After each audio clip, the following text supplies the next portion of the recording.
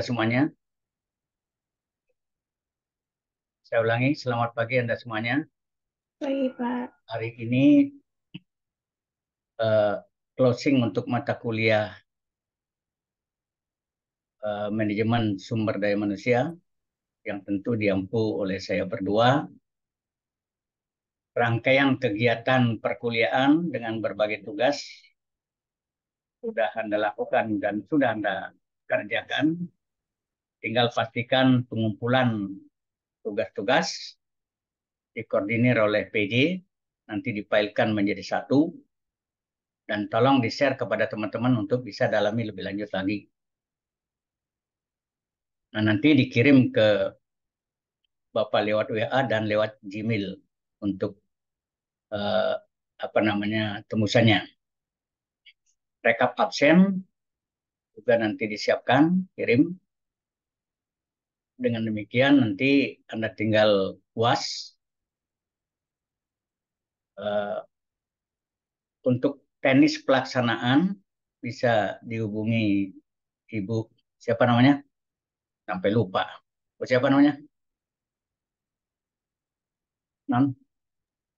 Kalau Bu Diana, Pak. Ya, Bu Diana ya. Ya, saya hubungin beliau ya. Artinya ruangan banyak yang digunakan karena banyak juga digunakan. Nanti tenisnya seperti apa, luring apa daring, hubungin beliau. Nah, Anda semuanya rangkaian dari materi-materi yang sudah disampaikan tentu tidak akan lepas dari apa yang Anda harus dalami lagi untuk memperkuat dalam pemahaman mata kuliah ini. Mata kuliah ini seolah-olah awal Anda memahami tentang SDM yang pada prinsipnya kalau kita mengambil mata kuliah SDM dengan konsentrasi SDM pula, berarti Anda harus punya dasar yang kuat. Ya, apa itu SDM sudah Anda dapatkan, berbagai materi yang lain juga masuk di dalamnya. Saya kira dengan panduan buku-buku yang ada dan cukup banyak loh ya, tidak akan masalah dalam kita mendapatkan sumber. Tapi yang terpenting adalah bagaimana Anda bisa memilih sumber-sumber itu dari sekian banyak. Tidak bisa dipungkiri bahwa beberapa teks yang ada dalam buku bisa jadi kurang bagus, kurang tepat, bahkan dalam tanda petik pun ada ketidakjujuran misalnya di dalam mendapatkan sumber. Untuk itu Anda bisa compare di sumber teksnya. Ini cara belajar yang bagus ya. Nah, kalau sumber teksnya Anda dapatkan, berarti itulah sebetulnya sumber yang sesungguhnya. Makanya pengalaman Pak Ketut dalam membimbing skripsi misalnya, suatu saat mahasiswa tidak menunjukkan sumber. Nah, karena tidak menunjukkan sumber, berarti akan diminta untuk mencari sumber. Lama memang dalam proses, tetapi pada akhirnya dia menemukan sumber ini sebetulnya merupakan modifikasi oleh penulis yang berasal dari. Nah, kalau begitu Anda tidak bagus menggunakan sumber yang kedua, gunakanlah sumber yang pertama, gitu. Nah, disinilah peran kita menguasai sumber-sumber utamanya, jadi buku utama, ya. Makanya zaman sekarang ini tidak lagi ada masalah untuk mendapatkan buku-buku utamanya yang berbahasa Inggris, bahkan yang ditranslate pun oleh Salim Bampat juga banyak. Silakan mana mau dipakai silakan aja lah. Saya tidak alergi dengan harus itu tidak. Karena kedua sumber asal dia akurat itu artinya bisa digunakan secara baik gitu. Nah, saya akan berikan kesempatan mungkin ada perihal tenis atau sedikit pendalaman yang Anda masih ada keraguan, silakan boleh tanya satu dua. Tapi dengan catatan kita hanya satu shot Zoom ini saja. Kalau nanti sudah habis, kita nggak perlu perpanjang lagi. Kita sudah selesai closing gitu. Cepat singkat. Atau pertanyaan yang lain kalau tidak ada pertanyaan yang substansi yang terkait. Silakan. Oh, maaf, berarti untuk UASnya itu bersama Bu Dania ya, Pak? Ya, Bukan sama ya, Bapak. ya. Saya sudah apa namanya buatkan persiapan soal berdua pelaksanaan beliau. Berarti Ya, untuk pokok pembahasannya juga dari Bu Dania ya, Pak? apanya? Mencakup pokok Apanya? pembahasan nanti untuk UASnya itu Iya kan sudah saya buat dari, soal berdua. Artinya oke, nanti kan dikasih soal. Nanti baik, jawaban Pak. Anda itu kan kirim ke Bu Dania maupun ke saya atau Bu Sam gitu. Ya. Baik, Pak, terima kasih. Ya. Nanti kalau memang memungkinkan luring bagus, tapi ruangan sekarang kan banyak yang digunakan mulai ada tes CPNS ini. Ya. Mulai tanggal berapa ini? 8 sampai 15 gitu. Yang lain ada pertanyaan? Dan ingat tidak memungkinkan Anda akan bertanya satu persatu terkait dengan mata kuliah ini. Kalau urgen paling bisa melalui ketua PD-nya saja. Ingat bukan berarti Pak Ketut pelit karena jumlah mahasiswa terlalu banyak. Satu tanya kali sekian bayangkan itu nggak tercover gitu maklum saja. Makanya kesempatan-kesempatan yang saya berikan lebih sering tanya apa yang menjadi permasalahan Anda.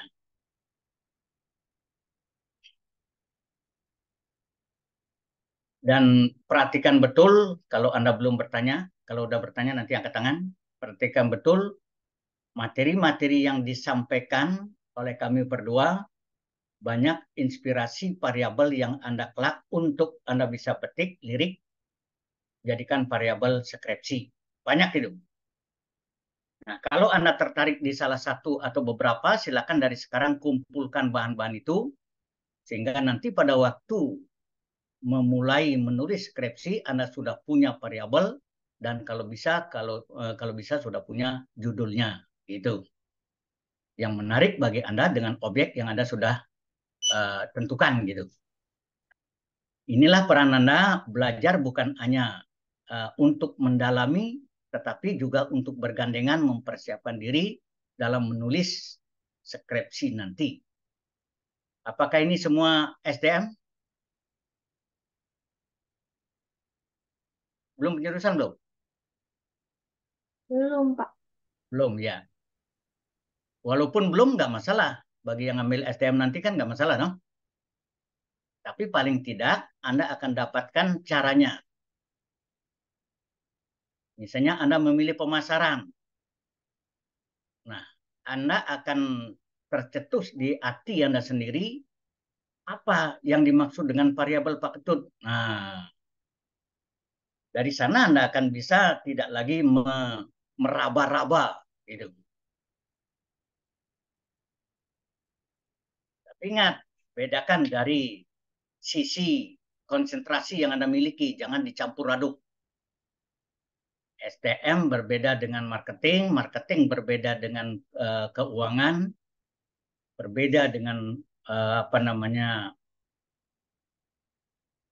konsentrasi lain yang mungkin dibuka, apakah kewirausahaan, apa operasional dan sebagainya, ya banyak konsentrasi. Tapi secara umum mungkin saja keuangan, marketing dan SDM itu. Andre, ada pertanyaan? Jangan bengong dulu. Saat ini tidak ada, Pak. Belum ada. Salwa juga belum. Belum, Pak. Belum. Yang lain. Ingat, tanpa Anda dalami lebih lanjut, bisa jadi dangkal yang Anda dapatkan. Karena begitu materi yang sudah ditunjukkan, apa yang lain katanya, silakan Anda dalami lagi. Dengan berbagai kasusnya. Mungkin saja di salah satunya ada apa namanya seleksi. Ya. recruitment and selection gitu di dalam teksnya. Apakah itu bisa dijadikan suatu variabel kalau kita mengambil SDM? Bisa. Bagaimana pelaksanaan recruitment and seleksi di dalam satu perusahaan? Gitu. Sehingga akan menghasilkan karyawan atau mendapatkan karyawan-karyawan yang betul-betul kompetensi, memiliki kompetensi yang baik. Apa itu kompetensi? Variabel juga gitu. Ya. Daripadanya akan menghasilkan apa setelah kompetensi dia punya? Mungkin akan menghasilkan salah satu, dia akan bisa menghasilkan kinerja yang the best, yang terbaik begitu. Berarti kinerja individu pun masuk di dalam variabel SDM. Itu gampang. Kalau mau cari judul itu tanya Pak Ketut 100 saya kasih, jangan 1. Kalau Anda mau ketemu di warung kopi pas Pak Ketut nganggur, ngobrol saja udah ketemu tuh judul. Bagi yang punya kesulitan ya, Pak Ketut akan berikan gitu. Padahal di warung kopi ya nggak? Atau ketemu di jalan, turun dari parkiran mau ke gedung Kartini, nah, ngobrol 5 menit aja udah ketemu gitu. Jadi tidak ada kesulitan dalam menentukan variabel setelah Anda mendapatkan satu mata kuliah konsentrasi. Gitu. Dan juga Pak Ketut ikut membimbing Anda nanti kalau ditugaskan. Ya, kalau ditugaskan termasuk menguji gitu. Terutama yang mengambil SDM itu. Berapa menit lagi, Non? Masih ada waktunya, Pak. Berapa? Tidak ada waktunya. Ya, Masih yang ada penting waktu. kalau sudah mati kita stop saja ya. Ya. Tolong di screenshot dulu untuk dokumentasi.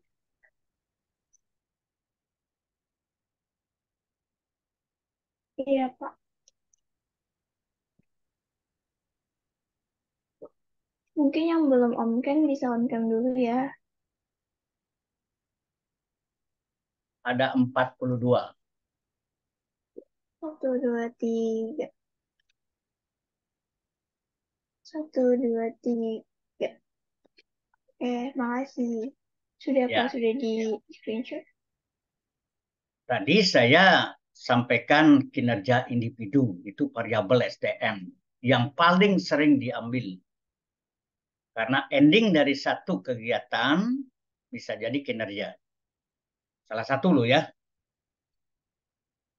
Bagaimana mempersiapkan kinerja yang bagus? Mungkin dia awali dari awal rekrutmen sampai proses pengembangan. Gitu. Jadi bukan hanya karyawan bekerja tanpa dikembangkan. Otomatis dia akan dikembangkan, pemberian bekal-bekal di dalam proses perjalanan bekerja juga akan dibekali oleh perusahaan. Apakah diberikan training, apakah disuruh seminar dan lain sebagainya. Ya. Bahkan proses belajar pun di dalam organisasi juga terus dilakukan. Ini zaman sekarang ya, bukan zaman dulu. Bahkan perusahaan-perusahaan yang sangat bagus ya, belajar kelompok di dalam perusahaan, sharing knowledge namanya, itu juga sering diberlakukan. Bukan otomatis hanya dari atasan saja, tapi namanya sharing bisa jadi dari bawah yang punya pengetahuan tertentu. Itu. Nah, kolaborasi dari semua ini akan menjadi satu kesatuan untuk memperkuat ya, di masing-masing individu maupun kelompok, menjadikan satu kesatuan dalam perusahaan agar menghasilkan tujuan yang terbaik, mencapai tujuan yang terbaik. Itu. Makanya konsep-konsep lama yang disebut dengan personalia sudah mulai ditinggalkan, bahkan sudah lama ditinggalkan. Karena sifatnya sangat pasif. Sementara SDM terbalik dia, harus kreatif betul. Bahkan setiap momen ada problem harus cepat diatasi. Setiap momen ada masalah, ada gap, harus cepat ditangani. Salah satu penanganan apakah harus diberikan training tertentu, pelatihan tertentu untuk mengatasi problem tersebut. Nah, hal-hal yang semacam begini jangka pendek menjadi alasan kenapa harus diberikan training. Apalagi misalnya perubahan teknologi sangat drastis. Nah, sangat drastis ini memungkinkan karyawan yang lama belum menguasai teknologi yang digunakan yang baru. Otomatis persiapan itu pun sudah diantisipasi, gitu. Bagaimana mengantisipasi? Ya seperti tadi. Apakah perlu diberikan oleh produsen? Apakah hanya cukup kepada perusahaan yang bersangkutan? Nah, itu tergantung kesepakatan mereka. Tapi alangkah baiknya misalnya akan diberikan oleh produsen alat-alat yang digunakan, gitu.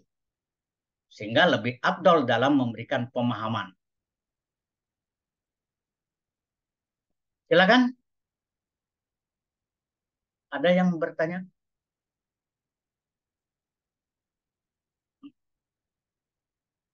Ingat kata Pak Guru, kata Pak dosen, kalau nggak ada bertanya, 2 asumsi. 1 sudah mengerti, kedua masih bingung. Yang tidak bagus yang masih bingung ini, gitu. Tapi seyogyanya belajar STM, kalau bilang gampang ya gampang. Ya, kalau bilang susah, di mana susahnya? Ketika ada perubahan perilaku yang tidak sempat diantisipasi. Itu biasanya. Perubahan perilaku. Nah, perubahan perilaku ini apa faktornya? Karena berbagai faktor eksternal selain internal. Eksternal tadi kan perkembangan. Internal tadi kan memang sudah mindsetnya seperti itu, gitu. Makanya zaman sekarang kita tidak bisa berpikir mindset cukup, tidak bisa. Harus apa yang ada besok, apa yang mungkin ada di hari-hari mendatang. Makanya kalau Anda jawab, puas nggak materi yang sudah disajikan sama Pak Ketut? Kalau Anda jujur mengatakan, belum puas Pak, saya harus dalami lagi. Itu lebih bagus dibandingkan Anda katakan puas. Ya, mungkin lebih jujur Anda katakan belum puas, saya harus dalami lagi, gitu. Ini artinya apa? Ternyata setelah Anda buka satu file dalam materi tertentu, begitu Anda baca 1-2 buku, akan aus tentang pendalaman itu. Baca buku lagi, ternyata variasinya akan lebih ekstrim dibandingkan dengan buku yang tadi. Aus lagi, gitu. Nah, inilah yang menyebabkan seorang yang aus tentang pendalaman materi tentu, dia akan belajar, dan belajar. Kuncinya di sana.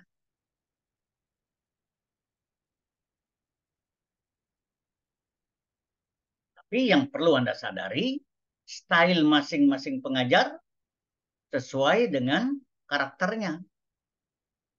Gitu. Nah, otomatis Anda sebagai mahasiswa cepat harus menyesuaikan diri. Cara belajar Anda.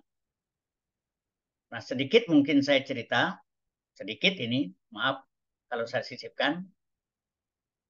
Ketika menghadapi mahasiswa yang secara homogennya adalah cukup pintar, bahkan lebih dari rata-rata, sang dosen memberikan materi sengaja dalam tanda petik, sengaja mengacak materi. Tidak sistematis. Tetapi substansinya oke. Sistematisnya yang sengaja diacak. Suatu saat diminta untuk memberikan tugas kepada mahasiswa, silakan berikan tahapan-tahapan penjelasan yang sudah disampaikan. Saking pinternya mahasiswa, ya, terjawab tahapan-tahapan itu. Dan sukses dia mengerjakan apa yang dimasukkan oleh dosen. Artinya, pendalaman materi oke, penguasaan secara sistematis juga oke, apalagi pendalaman. Good, gitu. Itu kalau menghadapi mahasiswa yang pintar. Dilempar seperti apapun materinya, dia bisa mengklasifikasikannya. Dia bisa mengurutkannya. Dan dia bisa memaknainya sampai kepada hal-hal yang spesifik. Dia bisa mencari contoh-contoh yang lebih akurat.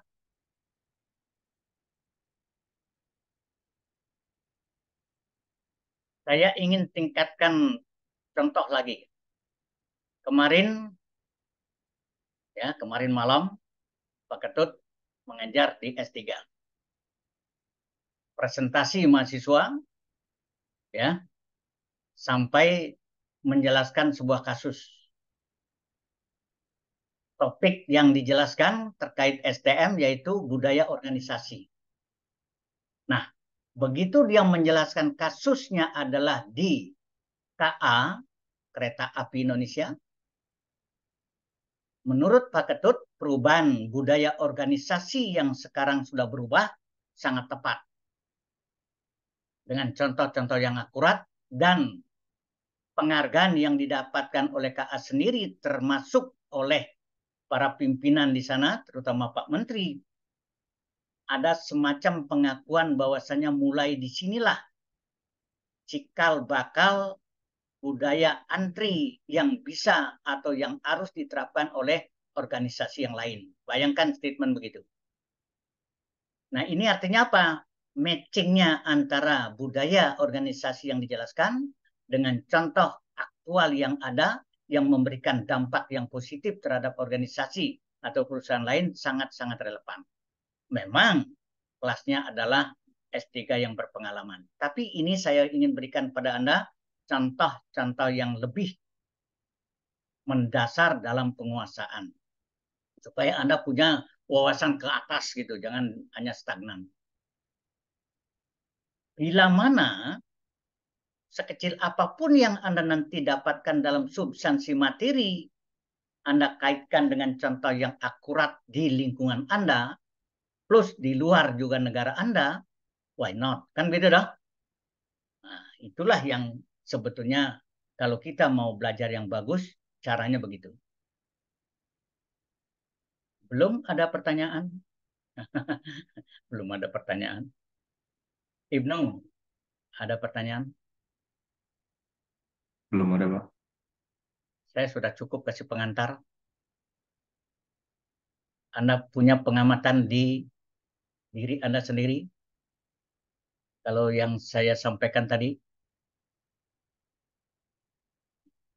misalnya saja Anda memang belum bekerja dong. Kalau nanti Anda bekerja, Anda akan direkrut, Anda akan diseleksi. Dapat nggak Anda bayangan bahwasanya apa yang harus Anda siapkan selain Anda punya kompetensi yang sesuai dengan bidang Anda? Persyaratan tentunya dong. Ya, keterampilan terutama dong. Jadi jangan anggap enteng itu. Persyaratan oke, keterampilan ya keterampilan plus. Artinya kalau Anda punya keterampilan STM dan punya training-training yang terkait STM, itu adalah plus. Itu. Kalau begitu, sekarang sudah menjadi tuntutan bahwa setiap orang harus punya training yang terkait itu. Syukur-syukur kalau itu diakui oleh Badan Sertifikasi Nasional. Itu. Jadi jangan hanya sekedar kursus misalnya. Gitu. Oke, dan seterusnya ya. Itu sebagai contoh Ibnu ya. Dan yang lainnya juga. Jangan mengatakan diri siap. Saya akan dites. Gitu. Enggak. Harus punya tambahan. Dan teknik bagaimana Anda diwawancara. Itu soft skill-nya nanti mudah-mudahan kampus juga biasanya menyiapkan hal-hal yang begitu. Di luar mata kuliah. Di kegiatan-kegiatan mahasiswa biasanya. Ekstrakurikuler. Muhammad Rizal, ada pertanyaan? Tidak ada, Pak. Tidak ada. Asti, Febrianti, Sejauh ini tidak ada, Pak. tidak ada. Justin, bahasanya Justin, bacanya Justin apa Justin? Bacanya apa, Mas? Ada, Pak. Dibaca apa? Justin, Justin, Pak. Just. Iya. Ya. Kalau Anda dipanggil Jus, sempat nggak dipanggil sama teman dibaca Justin? Sempat nggak? Apa sih? Nggak apa ya. Heeh. Itu juga senang dengan jus dong. Iya. Apapun dipanggil yang penting sehat ya nggak? Nggak mesti harus Anda baca Justin dong. Saya nggak nyaut kalau Justin gitu. Oke. Kalau tidak ada, kita akhiri saja ya Anda semuanya. Sekali lagi, Mbak Salsabila, hubungi Mbak dia nanti ya. Iya, Pak. Kita akhiri kalau tidak ada ya. Sekian pertemuan kita. Selamat pagi, selamat beraktivitas selanjutnya. Baik, Pak. Semoga Makasih, Bu. kita selalu sehat ya. Dan selama proses perkuliahan mungkin saja ada kekeliruan Pak Ketut. Bisa dimaafkan begitu. Yang penting clear apa yang saya sampaikan. Dalam arti dalami lebih lanjut. Tidak ada cukup puas, tidak ada sudah puas, tetapi dalami lebih lanjut. Karena kita harus mendapatkan yang terbanyak, yang terbaik, dan itu tak terhingga. Oleh karenanya kembali style di masing-masing punya gaya yang tersendiri, tetapi pastikan kita bisa menyesuaikan untuk dapat menerima dan memaknai yang lebih baik. Sekian, terima kasih. Selamat pagi, sampai jumpa di lain kesempatan. Baik, Pak. Terima kasih banyak, Pak. Terima kasih, Pak. Selamat malam. Mungkin ya.